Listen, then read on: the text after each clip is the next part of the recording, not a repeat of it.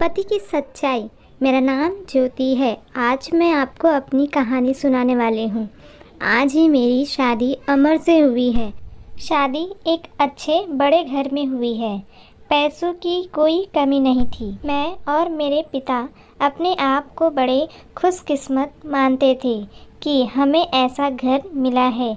सभी रिश्तेदार भी कह रहे थे कि ज्योति के तो भाग खुल गए, किस्मत वाली है। हम लोग उनके मुकाबले कुछ भी नहीं है। पिताजी के पुराने परिचित होने के वजह से मेरी शादी उस घर में हो गई। शादी के बाद मैं पहली बार उस घर में गई। घर में जाते ही मुझे पता चला कि वो लोग कितने बड़े हैं। घर बहुत बड़ा था। पहली बार था जब उनका घर मैंने देखा था। सब कुछ बहुत अच्छा था।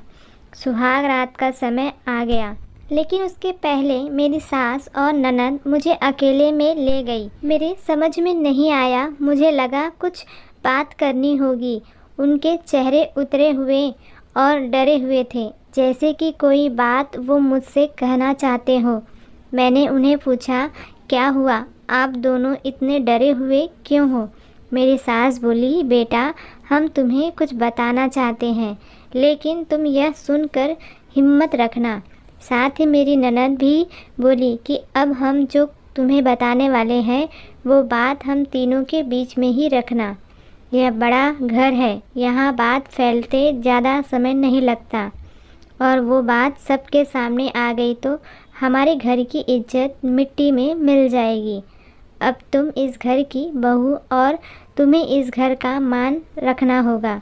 उनकी बातें सुनकर मैं सच में थोड़ा डर गई। मुझे समझ नहीं आ रहा था कि वो लोग क्या बोलना चाह रहे हैं। मैंने कहा, आप बताएं, मुझे आप बताएं, क्या बताना चाहती हो? मेरी सास बोली कि बहू, मेरा बेटा मर्द नहीं। उनकी यह बात सुनकर मेरे होश उड़ गए। उन्होंने कहा कि मैं जानती हूँ कि तुम सोच रही होगी कि फिर हमने तुम्हें क्यों फंसाया, लेकिन हमारी भी मजबूरी है। हम यह बात ऐसे बता नहीं सकते थे, वरना सभी को पता चल जाएगी। मेरा बेटा रात में अक्सर बाथरूम में ही रहता है।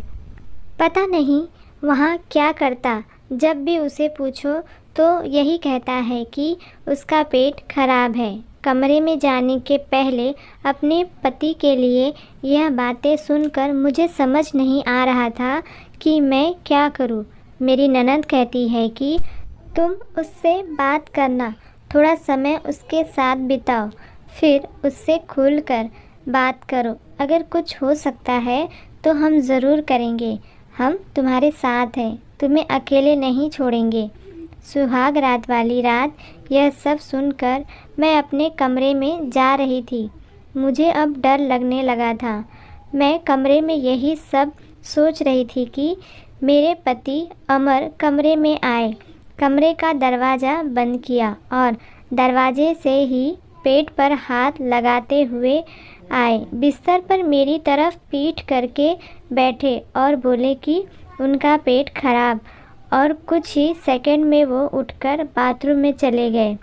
बिल्कुल वैसा ही हुआ जैसा कि मेरी सास ने मुझसे कहा था। पेट खराब हो तो थोड़ी देर बाद वो बाथरूम से बाहर आ जाते, लेकिन वो करीब 1 घंटे तक बाथरूम में ही रहे। मैं बाहर चुपचाप अपने बिस्तर पर बैठी रही। उन्हें मैंने आवाज़ भी नहीं दी। बस यही सब सोचते सोचते मैं बिस्तर पर लेट गई। करीब 2 घंटे बाद वो बाथरूम से निकले। मेरा अब उनसे बात करने का मन ही नहीं था। मुझे लगा कि मेरे साथ धोखा किया गया। वो भी चुपचाप अपने बिस्तर की साइड पर जाकर सो गए।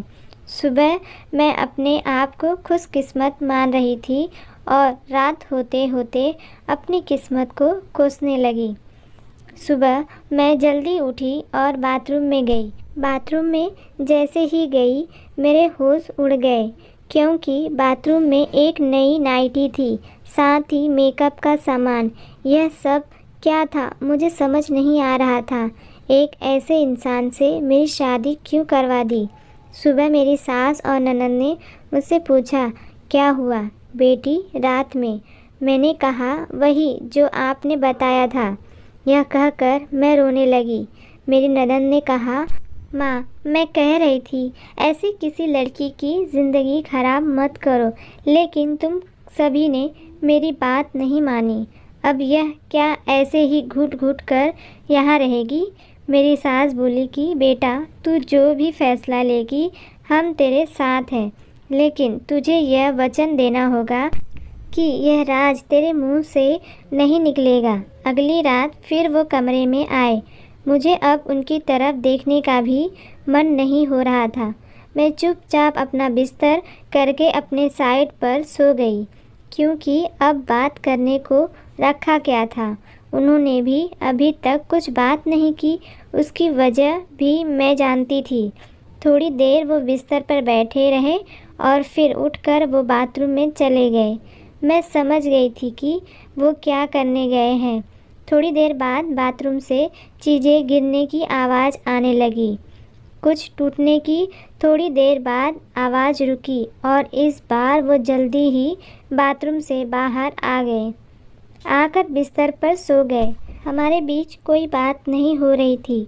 मैं तो यह सोच रही थी कि मैं क्या करूं। यही सब सोचते सोचते नींद आ गई।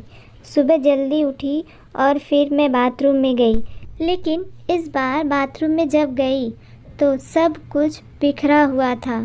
नई नाइटी को फाड़ दिया गया था, मेकअप का सामान बिखरा हुआ था। बाथरूम में कचरे में एक कागज़ भी था जिस पर लिखा था टू माय ब्यूटीफुल वाइफ।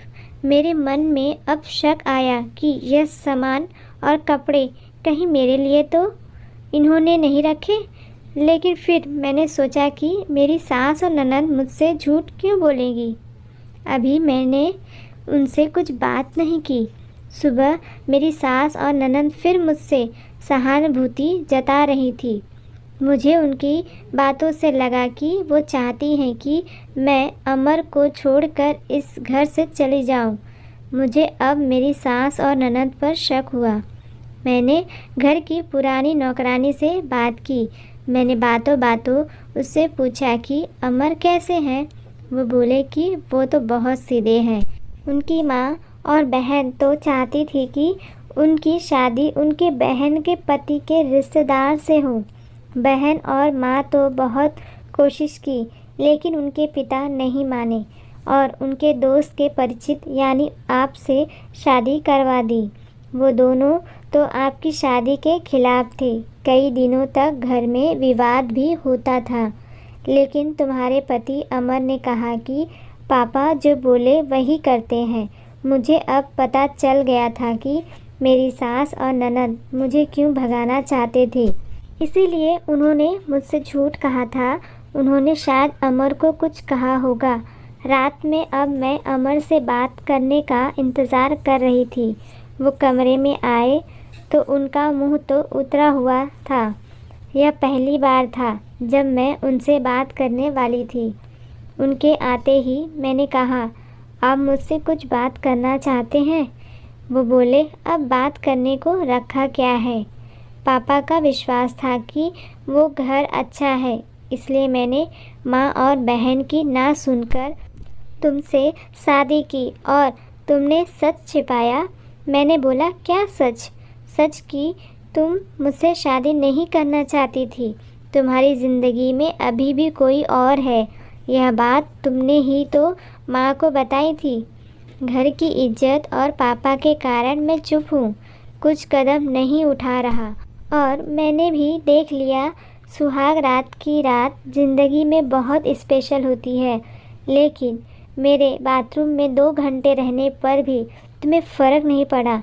माँ ने सही कहा था कि तुम आवाज़ भी नहीं दोगी, बात भी नहीं करोगी।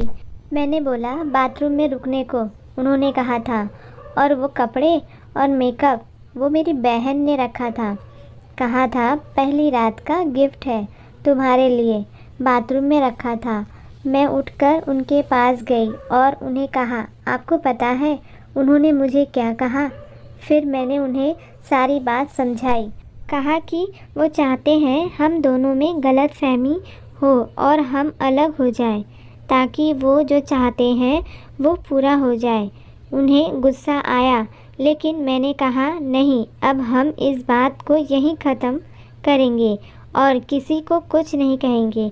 उस रात मेरी सारी परेशानी और गलतफहमी दूर हो गई। वो थी मेरी सही मायने में सुहाग रात। अगली सुबह मेरी सास और ननद ने मुझसे पूछा कि मेरा क्या फ़ैसला है, मैं क्या करने वाली हूँ। मैंने कहा कि मैं आप दोनों को माफ़ करके एक नई शुरुआत करना चाहती हूँ। आपको मुझसे कोई शिकायत नहीं होगी।